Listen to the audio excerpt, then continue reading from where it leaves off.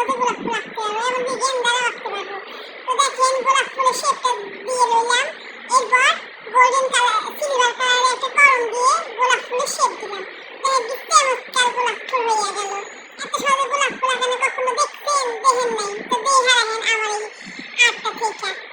এরপর আঁকাবো ice cream. Ice cream খাইতে কে কে পছন্দ করেন বলেন তো? আমার তো আইসক্রিম ভালোই লাগে। প্রথম